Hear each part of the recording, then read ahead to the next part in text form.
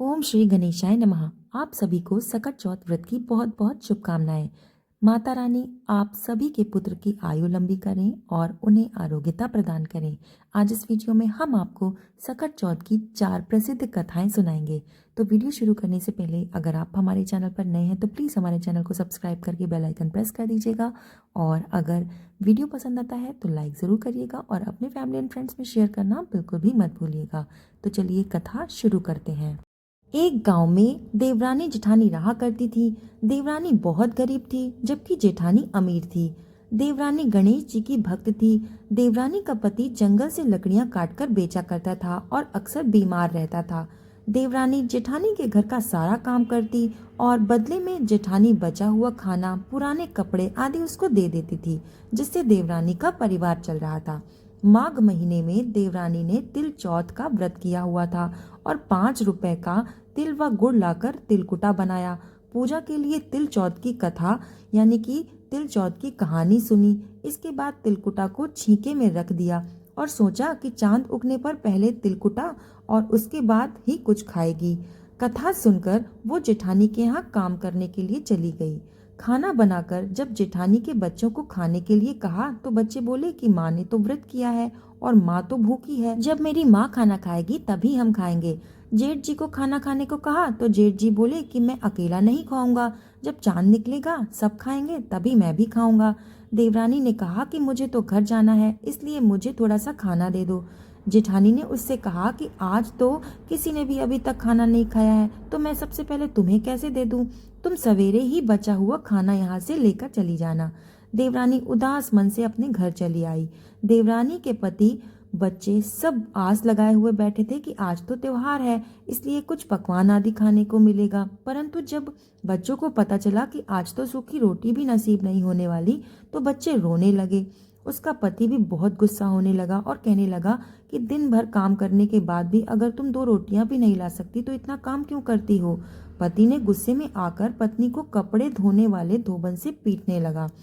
धोबना हाथ से छूट गया तो पाटे से मारा। उसके बाद वो बेचारी गणेश जी को याद करती करती रोते रोते पानी पीकर ही सो गई। उस दिन गणेश जी देवरानी के सपने में आए और कहने लगे कि हे धोबने मारी पाटे मारी, सो रही है या जाग रही है? वो बोली, कुछ सो रहे हैं कुछ जाग रहे हैं। गणेश जी बोले कि भूख लगी है, खाने के लिए कुछ दे दो। देवरानी बोली, क्या दूं? मेरे घर में तो अन्न का एक दाना भी नहीं है। जेठानी बचा कुचा खाना देती थी, आज तो वो भी नहीं मिला। पूजा का बचा हुआ तिलकुटा छीके में पड़ा हुआ है, वही जाकर खा लो। गणेश जी ने तिलकुटा खाया। उसके बाद कहने लगे कि धोवने मारी पाटे मारी, निपटाई लगी है। कहाँ निपटे? उसने कहा कि पूरी झोपड़ी खाली पड़ी है, कहीं जाकर निपट सकते हो, जहाँ इच्छा हो वहाँ निपट लो। तो गणेश जी बोले कि निपट तो लिया, अब पोछूं कहाँ? तो देवरानी को बहुत गुस्सा आया। वो बोली कि मुझे तुम कब से परेशान किए जा रहे हो, और कहने लगी कि मेरे सर पर पोछो, और कहाँ पोछोगे? देवरानी जब सुबह उठी तो वो सब देख के हैरान हो गई। उसका पूरा घर हीरे मोतियों से जगमगा उठा था और जहाँ पे विनायक जी पोछनी कर गए थे वहां पर हीरे के टीके और बिंदी जगमगा रहे थे। उस दिन देवरानी जेठानी के घर काम करने नहीं गई। जेठानी ने कुछ देर तो राह देखी, फिर बच्चों को देवरानी को बुलाने के लिए भेज दिया। जेठानी ने सोचा कि कल खाना नहीं दिया था, शायद इसलिए देवरानी बुरा मान गई होंगी। बच्चे उन्हें बुलाने गए और कहने लगे कि चलो चाची, माँ ने बुलाया है, सारा काम पड़ा है। दुनिया में चाहे कोई भी मौका चूक जाए, लेकिन देवरानी जेठानी आपस में कहने का मौका नहीं छोड़ती। देवरानी ने कहा कि बेटा, बहुत दिन तुम्हारी माँ के यहाँ मैंने काम कर लिया, अब तुम अपनी माँ से कहो कि मेरे यहाँ काम करने आए। बच्चों ने जाकर अपनी माँ से कहा कि चाची का पूरा घर तो हीरो मोतियों से जगमगा उठा है। जेठानी दौड़कर देवरानी के घर आई और उसने पूछा कि ये सब कैसे हो गया? तो देवरानी ने उसके साथ जो कुछ भी हुआ था वो सब कह डाला। घर लौटकर जेठानी ने कुछ सोचा और अपने पति से कहने लगी कि आज मुझे धोबने से पीटो और पाटे से मारो। तो उसका पति बोला कि भली मानस, मैंने तुम पर आज तक कभी हाथ उठाया है जो आज मैं उठाऊंगा? तो वो मानी नहीं और जिद करने लगी। मजबूरन उसके पति को उसे मारना पड़ा।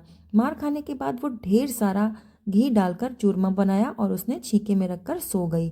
रात को चौथ विनायक जी उसके सपने में आए और कहने लगे कि भूख लगी है, मैं क्या खाऊं? जेठानी ने कहा कि हे भगवान गणेश, आप मेरी देवरानी के घर पर चुटकी सूखा तिलकुटा खाया था। मैंने तो झरते घी का चूरमा आपके लिए बनाकर छीके में रखा है। फल और मेवे भी रखे हैं, जो चाहे खा लो। गणेश जी बोले, अब निपटे कहाँ? जेठानी बोली, उसके यहाँ तो टूटी झोपड़ी थी, मेरे यहाँ तो उत्तम दर्जे का महल है, जहाँ चाहो वहाँ निपट लो। तब गणेश जी ने कहा कि अब पोंछूं कहाँ? तब उसने अपनी साड़ी का पल्लू दिया और कहा, यहाँ पोंछो और मेरे माथे पे पोंछो। जब वो सुबह उठी तो उसने देखा कि उसके सारे घर में गंदगी मची हुई है। हर जगह गंदगी मची हुई है, दीवालों पर, जमीन पर, हर जगह गंदगी ही गंदगी मची हुई है। तब ये देखकर उसने गणेश जी से कहा कि हे भगवान, मैंने भी तो आपके लिए व्रत किया था, तो आपने मुझे तो कुछ भी नहीं दिया और मेरी देवरानी को हीरे मोती सोना चांदी आदि से उसका घर भर दिया। तब उसका पति बोला कि तेरी देवरानी ने जो भी किया था वो पूरे सच्चे मन से किया था, लेकिन तूने तो धन के लालच में ये सब किया है, इसीलिए तो भगवान गणेश जी तुमसे रुष्ट हो गए। अब तुम गणेश भगवान से क्षमा मांगो, तभी वे अपनी माया को समेटेंगे। तब उस जेठानी ने भगवान गणेश जी से प्रार्थना की कि हे भगवान गणेश जी, मुझसे जो कुछ भी हुआ है वो भूलवश हुआ है, इसलिए आप अपनी माया को समेटो।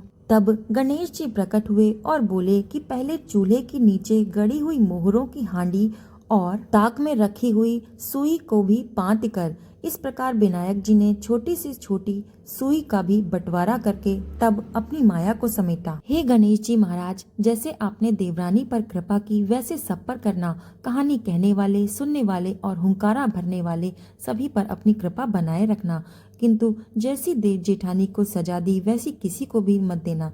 बोलो गणेश भगवान की जय, चौथ माता की जय। अब सुनते हैं दूसरी कथा। एक साहूकार साहूकारनी थे। वे धर्म और पुण्य को नहीं मानते थे, जिसके कारण उनको कोई बच्चा नहीं था। एक दिन साहूकारनी पड़ोसी के घर गई और उस दिन सकट चौथ का दिन था, तो पड़ोसन सकट चौथ की पूजा करके कथा सुन रही थी। साहूकारनी ने पड़ोसन से पूछा कि तुम ये क्या कर रही हो? तो पड़ोसन बोली कि आज सकट चौथ का व्रत है, इसलिए मैं कहानी सुना रही हूँ। तब साहूकारनी कहने लगी कि चौथ के व्रत को करने से क्या होता है? तब पड़ोसन बोली कि इसको करने से अन्न, धन, सुहाग, पुत्र आदि सब कुछ मिलता है। तो साहूकारनी ने कहा कि यदि मेरा गर्भ ठहर जाए तो मैं 1.25 सेर तिलकुट करूंगी और चौथ का व्रत भी करूंगी। श्री गणेश जी की कृपा से साहूकारनी गर्भवती हो गई, तो वो बोली कि मेरे जब लड़का हो जाएगा तो मैं 2.5 सेर तिलकुट करूंगी। कुछ दिन के बाद उसको लड़का भी हो गया, तो वो बोली कि हे चौथ भगवान, जब मेरे बेटे का ब्याह हो जाएगा तब मैं 5.25 सेर तिलकुट करूंगी। कुछ वर्षों के बाद उसके बेटे का विवाह भी तय हो गया और विवाह भी हो गया, लेकिन साहूकारनी ने तिलकुट नहीं किया। इस कारण चौथ देवता क्रोधित हो गए और उन्हें फेरों से ही उसके बेटे को उठाकर पीपल के पेड़ पर बिठा दिया। सभी वर को खोजने लगे, वर नहीं मिला तो सारे लोग हताश होकर अपने अपने घर को लौट गए। इधर जिस लड़की से साहूकारनी के लड़के का विवाह तय हुआ था, वो लड़की अपने सहेलियों के साथ कणगौर पूछने के लिए जंगल में दूब लेने गई थी। तभी रास्ते में पीपल के पेड़ से आवाज आई कि ओ मेरी अर्धब्याही। ये बात सुनकर लड़की जब घर आई तो वो उदास रहने लगी और धीरे धीरे वो सूख कर कांटा हो गई। एक दिन लड़की की माँ ने कहा कि मैं तो तुम्हें अच्छा खिलाती हूँ, अच्छा पहनाती हूँ, फिर भी तुम सूखती जा रही है, ऐसा क्यों? तो लड़की बोली कि माँ, जब भी मैं जंगल में दूब लेने जाती हूँ तो पीपल के पेड़ से एक आदमी बोलता है कि ओ मेरी अर्धब्याही। उसने मेहंदी लगा कर रखी है और सेहरा भी बांध रखा है। तब उसकी माँ ने पीपल के पेड़ पे जाकर देखा तो वहां पे देखा कि उसका जमाई ही बैठा हुआ है। तब उसकी माँ ने जमाई से कहा कि यहाँ क्यों बैठे हो? मेरी बेटी को तो अर्धब्याही कर दिया, अब और क्या लोगे? तो साहूकारनी का बेटा बोला कि मेरी माँ ने चौथ का तिलकुटा बोला था लेकिन किया नहीं, इसलिए चौथ माता नाराज होकर मुझे उन्होंने यहाँ पे बिठा दिया है।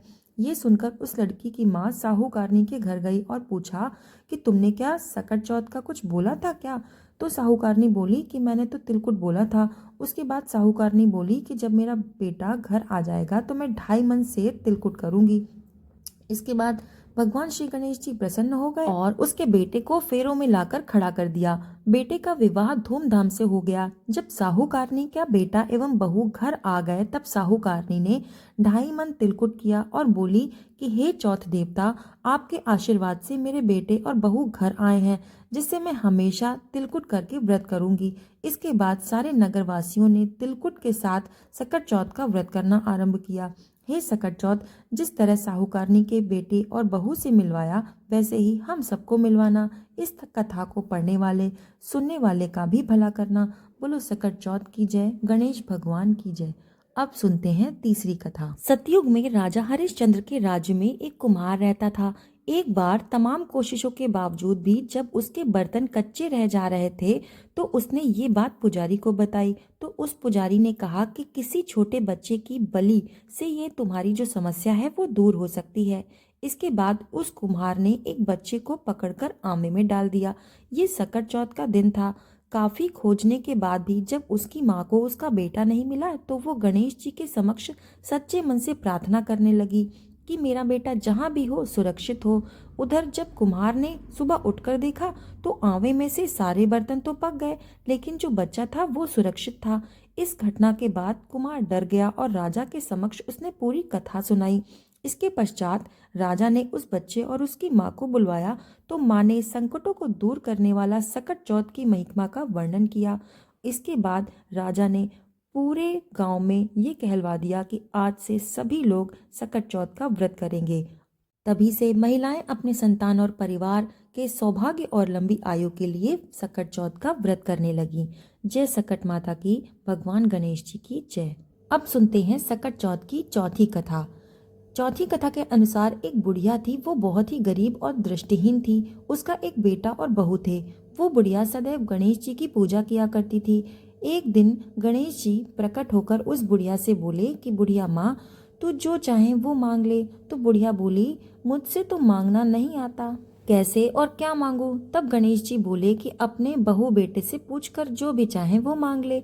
तब बुढ़िया ने अपने बेटे से कहा कि गणेश जी कहते हैं कि कुछ मांग लो, तो तू ही बता कि क्या मांगू। तो पुत्र कहता है कि माँ तू ढेर सारा धन मांग ले। बहू से पूछा तो बहू कहती है कि नाती मांग ले। तब बुढ़िया ने सोचा ये तो अपने अपने मतलब की बातें कह रहे हैं। तब बुढ़िया अपने पड़ोसन से जाकर पूछने लगी। तो पड़ोसन कहने लगी कि बुढ़िया तू तो थोड़े दिन की मेहमान है, उसके बाद तू न जाने कब मर जाएगी। तू तो ना धन मांग और ना ही नाती मांग, तू तो अपनी आँख की रोशनी मांग ले, जिससे तेरी जो बची हुई जिंदगी है वो भी आराम से कट जाएगी। इस पर बुढ़िया बोली कि हे गणेश जी, यदि आप मुझ पर प्रसन्न हैं तो आप मुझे 9 करोड़ की माया दें, निरोगी काया दें, अमर सुहाग दें, आंखों की रोशनी दें, नाती दें, पोते दें और सब परिवार को सुख दें और अंत में मोक्ष दें। ये सुनकर गणेश जी बोले कि बुढ़िया माँ, तुमने तो हमें ठग ही लिया। फिर भी जो भी तूने मांगा है वचन के अनुसार तुझे सब कुछ मिलेगा। और ये कहकर गणेश जी तथास्तु कहकर वहां से अंतर्ध्यान हो गए। उधर बुढ़िया माँ ने जो कुछ भी मांगा था उसे वो सब कुछ मिल गया। हे गणेश जी महाराज, जैसे आप उस बुढ़िया माँ पर प्रसन्न हुए और बुढ़िया माँ को सब कुछ दिया, वैसे इस व्रत को करने वाले और इस कथा को सुनने वाले पर भी प्रसन्न होना और उसको जो कुछ भी चाहिए उसको वैसे ही देना। जय गणेश भगवान की, जय चौथ माता की। तो यहाँ पर सकट चौथ की चारों कथाएं समाप्त हुई। आपको ये कथा अगर पसंद आई तो एक लाइक ज़रूर कर दीजिएगा और चैनल पर अगर नए हैं तो प्लीज़ हमारा चैनल सब्सक्राइब करके इस वीडियो को ज़्यादा से ज़्यादा शेयर कर दीजिएगा और कमेंट में ओम श्री गणेशाय नमः जय चौथ माता की लिखना ना भूलिएगा। मिलते हैं नेक्स्ट वीडियो के साथ, तब तक के लिए धन्यवाद।